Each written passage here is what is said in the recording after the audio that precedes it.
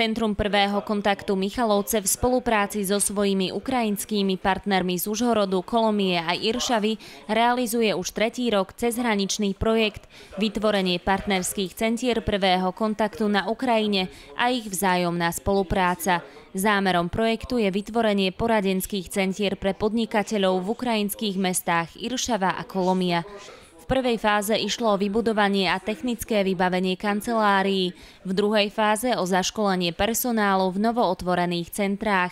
Pri zaškolení musí personál zvládnuť 10 základných tém, ktoré musí ovládať, aby zvládal funkciu poradcu v centrách.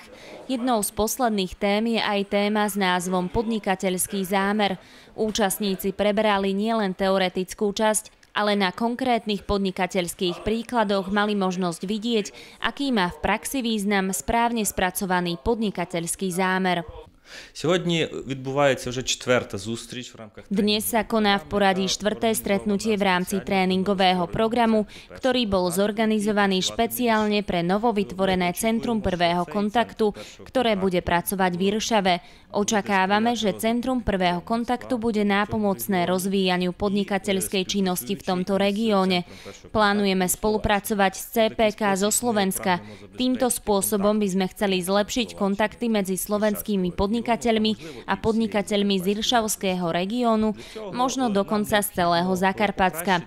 Preto budeme zlepšovať kvalitu personálu, ktorý pracuje v Centre prvého kontaktu v Iršave. Dúfam, že vzájomná spolupráca bude napredovať pozitívnym smerom a že naša práca pomôže veľkému množstvu podnikateľov v prihraničnom regióne. Tieto tréningy sú veľmi užitočné pre našich pracovníkov, pretože tu sa uplatňujú skúsenosti zo slovenskej strany, ktoré budú využívať ako základ pre našu prácu v Iršave. Týmto sa chceme poďakovať odborníkom, ktorí sa nám venujú a delia sa o svoje skúsenosti, ktoré budeme môcť využiť v praxi a plánovaní podnikateľskej činnosti v práci s biznis štruktúrami nášho regiónu. В роботі з підприємницькими структурами нашого району. Proces vzdelávania personálu sa pomaly končí. Po skončení projektu privítajú v poradenských centrách prvých podnikateľov, ktorým môžu odovzdať nadobudnuté vedomosti. Veríme, že získané informácie im pomôžu pri podnikaní aj napriek nepriaznivej politickej a hospodárskej situácii, v akej sa Ukrajina nachádza. Z Iršavy Anna Činčárová.